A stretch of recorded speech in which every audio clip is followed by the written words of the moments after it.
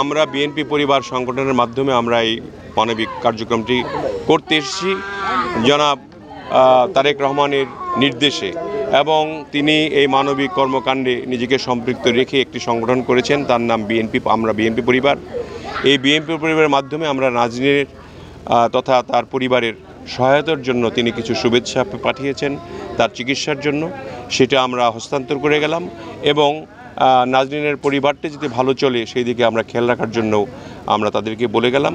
এবং আমরা প্রত্যেকটি অঞ্চলেই এরকম মানবিক কর্মকাণ্ডগুলি অব্যাহত রেখেছি আমরা বিএনপি পরিবারের পক্ষ থেকে। সেটা নির্দেশিত হয়ে আমাদের পৃষ্ঠপোষক হলেন আমাদের বিএনপির ভারপ্রাপ্ত চেয়ারম্যান জনাব তারেক রহমান। তারপরে আপনাদের জন্য কিছু সহযোগিতা পাঠাইছেন, এবং আপনাদের এখানে যে কিন্তু নাম শুনেছেন তো আগে, না?